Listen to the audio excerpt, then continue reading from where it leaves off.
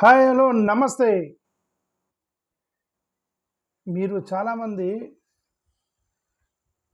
మేము ఎవరిని కాంటాక్ట్ చేయాలి అని అడుగుతున్నారు. ఎవరిని కాంటాక్ట్ చేయాలి ఏడిఎస్లో చేరడానికి అని అడుగుతున్నారు. నాకు అర్థం కావట్లేదు మీరు ఏం చేస్తున్నారు, నాకు అర్థం కావట్లేదు. నేను చాలా వీడియోల కింద ప్రతి వీడియో కింద ఫస్ట్ మెసేజ్లో నంబర్లు మొత్తం ఇచ్చి ఒక పిన్ చేసి అక్కడ చాలా నంబర్లు ఉన్నాయి, 20-30 నంబర్లు ఉంటే మీరు ఇంకా ఎలా జాయిన్ అయ్యాలి, ఎవరిని కాంటాక్ట్ చేయాలని అంటున్నారంటే నాకు ఆశ్చర్యం వేస్తుంది. సరే, ఈ వీడియో నేను ఒక నెంబర్ ఇవ్వబోతున్నాను మీకు. ఏంటి ఈ నెంబర్ అంటే అందరికి కాదు, మనం ఏడిఎస్ తరపు నుంచి 3 పనులు చేయబోతున్నాం. ఏడిఎస్ తరపు నుంచి 3 పనులు చేస్తున్నాం. Point 1 work 1 ideological development. Ambedkar చెప్పినటువంటి ఐడియాలజీ, సెక్యులర్ ఐడియాలజీ అంటే మార్జినలైజ్డ్ సొసైటీని కాపాడటానికి secular idea. What is secular ideology? ప్రతి వాళ్ళకి ఒక సిద్ధాంతం ఉంటుంది, మనకి సిద్ధాంతం ఉంది. మన సిద్ధాంతాన్ని డెవలప్ చేసేది ఐడియాలజికల్ డెవలప్మెంట్. ఈ ఐడియాలజికల్ డెవలప్మెంట్ చేయడానికి వెనక పక్క చాలా టీములు పనిచేస్తున్నారు, వాళ్ళు పనిచేస్తారు. ఎందుకంటే వెనక పక్క government employees plus private employees, software ఇంజనీర్లు, ఉద్యోగులు, వాళ్ళందరూ కూడా ఇంటలెక్చువల్ గ్రూప్స్, ఏమంటారు, లాయర్లు, అడ్వకేట్లు, డాక్టర్లు, వీళ్ళందరూ కూడా మన ఏడిఎస్లో చాలామంది జాయిన్ అయ్యారు. చాలా ఆశ్చర్యం ఏంటంటే హైలీ ఇంటలెక్చువల్ పీపుల్ మన గ్రూపుల్లో జాయిన్ అయ్యారు. సో వాళ్ళు ఐడియాలజికల్గా, ఎందుకంటే వాళ్ళు ఏం ఫీల్డ్లోకి, ఎందుకంటే ఉద్యోగులు కదా, వాళ్ళకి టైం ఉండదు. ఏదో ఆఫీస్కి వెళ్ళి ఇంటికి వచ్చే వాళ్ళ ఫ్యామిలీని చూసుకునే పని అయిపోద్ది. సో కాబట్టి they will not be on the field, but they will be helping us in the ideological development. So వాళ్ళందరూ కూడా ఐడియాలజీ మీద వర్క్ చేస్తున్నారు వెనక. సో వాళ్ళ గురించి మనం తర్వాత మాట్లాడదాం. ఈ ఐడియాలజికల్ వర్క్ చేసేటువంటి ఎంప్లాయీస్, డాక్టర్లు, లాయర్లు, ప్రొఫెసర్లు, వీళ్ళందరూ ఎవరైతే ఉన్నారో వాళ్ళ గురించి మనం తర్వాత మాట్లాడదాం.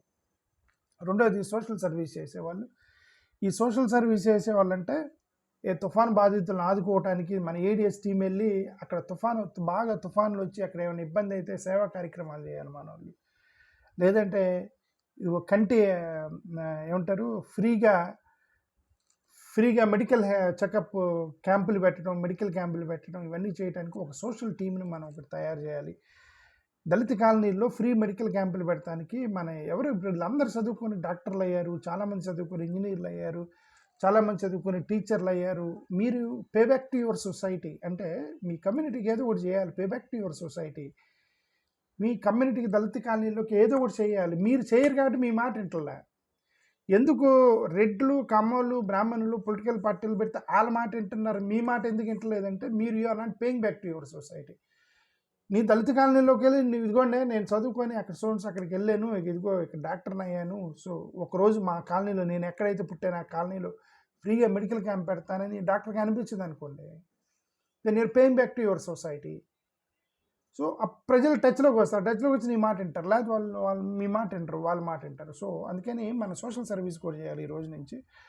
దానికి సంబంధించి మనం దాని గురించి తర్వాత మాట్లాడదాం. మూడోది మోస్ట్ ఇంపార్టెంట్, పొలిటికల్ ఫోర్స్. దీనికి నెంబర్ ఇస్తున్నాను మీకు ఇప్పుడు. పొలిటికల్ ఫోర్స్కి సంబంధించి నెంబర్ ఇస్తున్నాను. ఎందుకు అంటే మనం పొలిటికల్ చేంజ్ లేకుండా మన యొక్క ఫండమెంటల్ హక్కులను మనం కాపాడుకోలేము. పొలిటికల్ చేంజ్ లేకుండా ఫండమెంటల్ హక్కులను కాపాడుకోలేము. ఎందుకు? ఇప్పుడు మన మీద జరుగుతున్న దాడి పొలిటికల్ దాడి. It is political attack on Dalit community. అక్కడ 1950 షెడ్యూల్ క్యాస్ట్ ఆర్డర్ని దళిత క్రైస్తవులకు రిజర్వేషన్ లేకుండా అడ్డుకుంటుంది పొలిటికల్ ఫోర్స్. రిజర్వేషన్స్ ఎత్తేయాలి అని ట్రై చేస్తుంది పొలిటికల్ ఫోర్స్. ఎస్సీ ఎస్టీని డైల్యూట్ చేయాలి అని ట్రై చేస్తుంది పొలిటికల్ ఫోర్స్. ఇక్కడ మన ఆంధ్రప్రదేశ్లో ట్రై చేస్తున్న రఘురామకృష్ణరాజు గారు ఒక పొలిటికల్ ఫోర్స్. ఓకే, ఇంకెలాగూ మీకు రిజర్వేషన్స్కి వ్యతిరేకంగా, ఎస్సీ ఎస్టీకి కింద మైనార్టీలకు వ్యతిరేకంగా మాట్లాడేటువంటి భారతీయ జనతా పార్టీ, ఎన్డీఏ, వీళ్ళు పొలిటికల్ ఫోర్స్. ఇదంతా పొలిటికల్ ఫోర్స్. ఇది మోడీ గారి బ్యాచ్ మొత్తం political force, Rahul Gandhi batch political force, ఇదంతా పొలిటికల్ ఫోర్స్. ఇది పొలిటికల్ ఫోర్స్తోనే మనకు చాలా ఇబ్బంది వస్తున్నప్పుడు పొలిటికల్ ఫోర్స్ని మనం ఢీకొనాలంటే ఆత్మరక్షణ చేసుకోవాలి. నేను డే 1 నుంచి ఇదే చెప్తున్నా. ఈ ప్రపంచంలో అతి శాంతి కాముకులు ఎవరంటే మా ఏడిఎస్ మెంబర్సే. ఎవరి మీద దాడి చేసేది లేదు, ఎవరి మీద హింస ప్రేరేపించేది లేదు, ఎవరిని తిట్టేది లేదు, ఎవరిని బూతులు తిట్టేది లేదు. ప్రపంచంలో అతి శాంతి ప్రాముఖ్యులు మేమే, మా ఏడిఎస్ మెంబర్సే. బట్ 100% డిఫెన్స్ చేసుకుంటాము, 100% పొలిటికల్ డిఫెన్స్ 100% చేస్తాము. అస్థిరత క్రియేట్ చేయాలి, పొలిటికల్ టెన్షన్ క్రియేట్ చేయాలి, పొలిటికల్కి సంబంధించినటువంటి ఫోర్స్ మేము కూడా ఉన్నాము. మీరు ఎందుకు మా మా మాట వింటలేదు?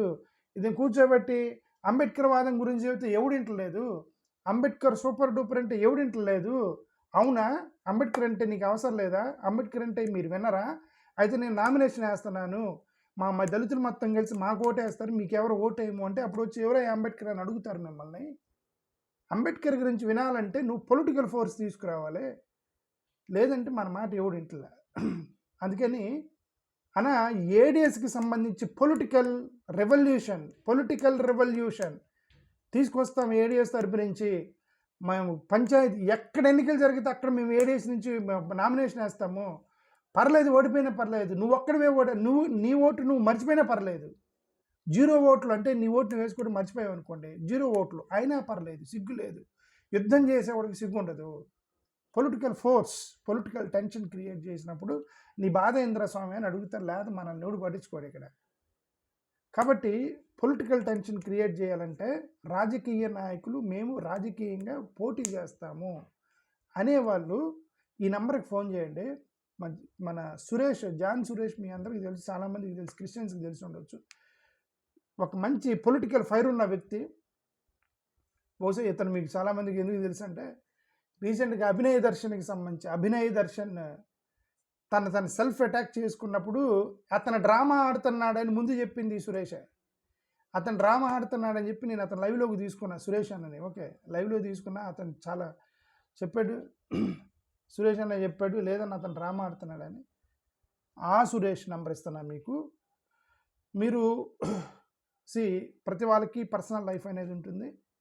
మీరు ఒక్కసారి ఫోన్ చేయండి, ఫోన్ చేసి వాళ్ళు ఎత్తితే మీరు రెండోసారి చేయకండి, అంటే మాట్లాడండి, ఎత్తితే మాట్లాడండి, ఎత్తలేకపోతే రెండోసారి చేయండి, మ్యాక్సిమం 2 టైమ్స్ చేయండి, ఆ తర్వాత వదిలేయండి. అతను నీ మిస్డ్ కాల్ చూసుకొని 100% తిరిగి బ్యాక్ చేస్తాడు, కానీ కంటిన్యూస్గా కాల్ చేయొద్దు ఎవరికి, ఎందుకు ప్రతి వాడికి పర్సనల్ లైఫ్ ఉంటుంది. అతను ఎక్కడో హాస్పిటల్లో ఉండొచ్చు, లేదంటే అతను ఎక్కడో ఇంట్లో ఉండొచ్చు, లేదా వాళ్ళకి ఏదో ఫ్యామిలీ ప్రేయర్లో ఉండొచ్చు. ఓకే, కాబట్టి కంటిన్యూస్గా కాల్స్ ఎవరికి చేయకూడదు. నెంబర్ పబ్లిక్కి ఇస్తాను. మీరు చేయాల్సింది ఏంటంటే 2 టైమ్స్ డైల్ చేసి వదిలేయండి. అతను తిరిగి ఫోన్ చేస్తాడు, మిస్డ్ కాల్ తీసుకొని, ఫోన్ ఎత్తితే మాట్లాడండి. నెంబర్ చెప్తున్నా తీసుకోండి. ఓకే, ఇది ఈ కన్ను ఎర్రగా ఉందని ఇది పెడతాను, ఇది మీకు కనిపిస్తుంది. దీన్ని నేను నా ఈ కన్ను చూపించానంటే మీరు you'll feel uncomfortable because this is very red. There is a eye infection.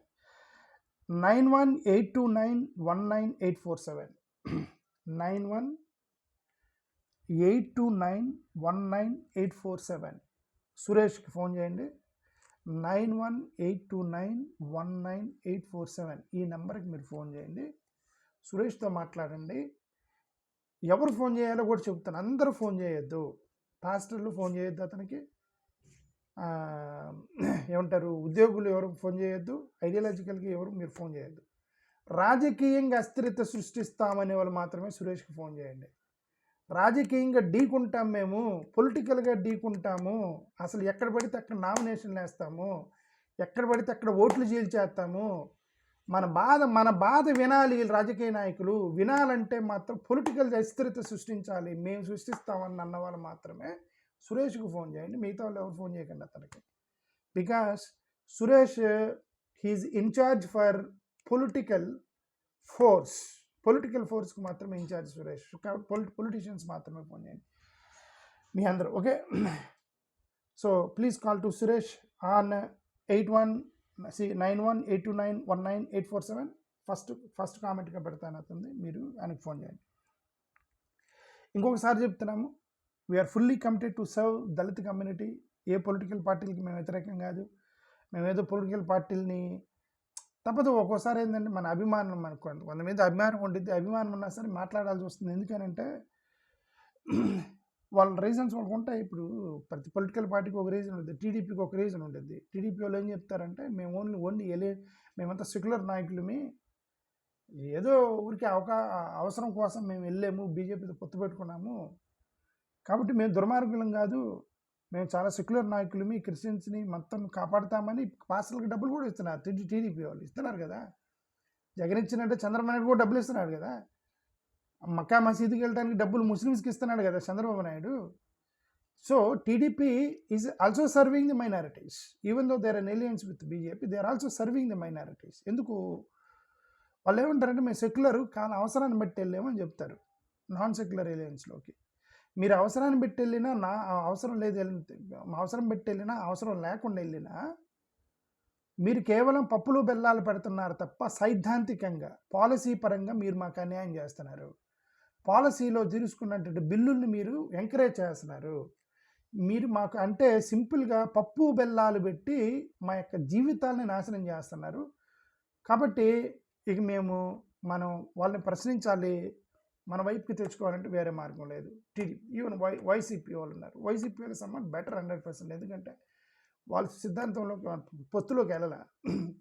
Jagan గారిని పిలిచారు, చంద్రబాబు నాయుడు కంటే ముందు జగన్ పిలిచారు పొత్తులోకి రమ్మని. సో జగన్ గారు వెళ్ళాల, ఎందుకంటే ఆయనకు సెక్యులర్ నాయకుడిని కాబట్టి మైనార్టీ ఓట్ బ్యాంక్ పోయిద్దని వెళ్ళకుండా మరి వెనక నుంచి మద్దతు ఇస్తారు. వెనక నుంచి మద్దతు ఇచ్చిన, ఫ్రంట్ నుంచి మద్దతు ఇచ్చిన, మధ్యలో నుంచి మద్దతు ఇచ్చిన మద్దతు వెళ్తుంది కదా, మనకి హామ్ జరుగుతుంది. సో కాబట్టి జగన్ కూడా మనం మార్చాలి. We have to change even Jagan, we to change Chandrababu Naidu. ఎవరు ఇద్దరు మారలేదనుకోండి, we have to change our Dalits. ఈ దళితులు ఏంటి ముక్కలుగా విడిపోయి ఉన్నారు, 6 ముక్కలుగా విడిపోయి ఉన్నారు దళితులు. మాదిగలు 3 ముక్కలు, మాలలు 3 ముక్కలు, క్రిస్టియన్, హిందూ, క్రిస్టియన్, మాల, క్రిస్టియన్, బుద్ధిస్ట్, సిక్, ఇదే మొత్తం 6 ముక్కలు ముడిపోయినారు మాలలు. ఒక్కొక్క ముక్కకు ఒక నాయకుడు ఉన్నాడు. మాదిగ హిందువులకి మందకృష్ణ మాదిగ క్రిస్టియన్స్కి ఇంకొక అతను లీడర్గా వస్తాడు, మాదిగ బుద్ధిస్టులకి ఇంకొక నాయకుడు ఉంటాయి. మాలలకు ఒక నాయకుడు అయితే సరే, మాల క్రిస్టియన్స్కి ఒక నాయకుడు అయితే, మాల బుద్ధిస్టులకు ఒక నాయకుడు, మాల హిందువులకు ఒక నాయకుడు, ఒక్కొక్కరు ఒక్కొక్క నాయకుడు సృష్టించుకున్నారు. ఈ మధ్య పొలిటికల్ పార్టీలు వచ్చిన విజయ్ కుమార్ అని పొలిటికల్ పార్టీ ఒకటి, జాడేశ్వరరావు అని పొలిటికల్ పార్టీ ఒకటి, ఈ పొలిటికల్ పార్టీ, ఇన్ని పొలిటికల్ పార్టీలు ఉన్నాయి. వీళ్ళందరినీ కలపాలి. వీళ్ళందరినీ ఇదంతా జాంతన్న అయిపోయి ఎవరి ద్వారా పని చేసుకుంటే మీరు కాపాడలేరు. ఇంకొకటి చెబుతున్నాము, ADS is not the political party. Political అస్థిరతను సృష్టించడానికి, పొలిటికల్ టెన్షన్ క్రియేట్ చేయడానికి మాత్రమే పనిచేస్తున్నాం తప్ప మా పొలిటికల్ ఏమీ లేదు. మేము చెప్పింది మీరు వింటల్లా, మీరు చెప్పింది వినరా, అయితే మేము పొలిటికల్ అస్థిరత క్రియేట్ చేస్తాము అనే యాంగిల్లో వెళ్తున్నామే తప్ప దిస్ నాట్ పొలిటికల్ పార్టీ. అంటే అర్థం ఏంటి, జెన్యూన్ పొలిటికల్ పార్టీలు ఎవరన్నా వస్తే మేము ఎంకరేజ్ చేస్తాము, జెన్యూన్ పొలిటికల్ పార్టీలు వస్తే ఎంకరేజ్ చేస్తాము. అందరు కలిసి రావాలి. మళ్ళీ ఒక పొలిటికల్ పార్టీ, ఇప్పుడు విజయ్ కుమార్ అని పొలిటికల్ పార్టీకి సపోర్ట్ చేసాం అనుకోండి, ఈ మిగతా పివి సునీల్ కుమార్ గారు వీళ్ళందరూ కూడా మాకు యాంటీ అయిపోతారు. ఈ పివి సునీల్ సపోర్ట్ చేస్తే వీళ్ళండి యాంటీలు అవుతారు. ఇదంతా కాదు, మీరందరూ కలిసి వస్తే మీకు సపోర్ట్ చేస్తాం. దళితులకి చెప్తుంది, మీరందరూ కలిసి వస్తే సపోర్ట్ చేస్తాము. మీరు కలిసి రారు, మీరు కొట్టుకుంటున్నారు, ఒకరినొకరు కొట్టుకుంటున్నారు, ఒకరినొకరు మిక్స్ అవ్వట్లేదు. కాబట్టి మేమే పొలిటికల్ అస్థిరత క్రియేట్ చేయడానికి సిద్ధపడుతున్నాము. That's all. ఇంకొక ఆప్షన్ చెప్తున్నాం. ఫైనల్గా నేను చెప్పేది ఒకటే, either change Chandrababu Naidu, or change Jaganmohan Reddy, or change the Dalits, unite the Dalits చేసి మనకి కంప్లీట్ రక్షణ కవచంగా ఉండాలి. రక్షణ అంటే మనం చేసే క్రైమ్కి రక్షణ అవసరం లేదు. మేమేదో తప్పు చేస్తున్నాం, మాకు రక్షించమని. మాకు అన్యాయం జరుగుతుంది. అన్యాయం నుంచి ఇప్పుడు ఎంతమంది అంటే సినిమాలు తీస్తారు, వీళ్ళందరూ కమ్మోళ్ళు. ఇప్పుడు సినిమా హీరోలు మొత్తం కమ్మోళ్ళే, ఈ కమ్మ హీరోలు మొత్తం కూడా వీళ్ళు ఏం చేస్తారంటే, సినిమాలో ఒక సీన్ పెడతారు, ఒక స్లమ్లో, దళిత కాలనీల్లో, లేదంటే ఒక పేద కుటుంబాల్లో ఒక రౌడీ విలన్ వస్తాడు. విలన్ వచ్చి తన అరాచకాన్ని చూపిస్తూ ఉంటాడు, హింస పెడుతూ ఉంటాడు వాళ్ళని. అప్పుడు ఈ కమ్మ హీరో వస్తాడనమాట. కమ్మ హీరో ఎవరైనా అందరూ కమ్మోళ్ళు, కాపులు, హీరోలు వాళ్ళే కదా. వాళ్ళు వస్తారు, వాళ్ళు వచ్చి ఈ యొక్క పేదలని కొట్టాలంటే ముందు నన్ను దాటుకొని పోవాలరా అని ఒక డైలాగ్ కొడతాడు. డైలాగులు కొడుతున్నారు, రియాలిటీలో చేస్తున్నారా? రియాలిటీలో అగ్రవర్ణాలకి, లోయర్ కులాలకు వస్తే ముందు లోయర్ కులాలను దొబ్బుతున్నారు వాళ్ళ తరపున. మెజారిటీ వర్సెస్ మైనారిటీ అని చెప్పేసి మైనారిటీలకు వస్తే వాళ్ళని కాపాడటానికి వీళ్ళని దొబ్బుతున్నారు. సినిమాల్లో హీరోలు తప్ప రియాలిటీకి మమ్మల్ని కాపాడేవాడు లేడు, మమ్మల్ని మేము కాపాడుకోవాలి. నమస్కారం. సురేష్కి ఫోన్ చేయండి, పొలిటికల్ అస్థిరత సృష్టిస్తామని వాళ్ళు మొత్తం. థ్యాంక్ యూ, నమస్కారం. ఇంకొకసారి ఫైనల్గా నంబర్ 9182919847 సురేష్ అంతా మాట్లాడండి. థ్యాంక్ యూ, నమస్కారం.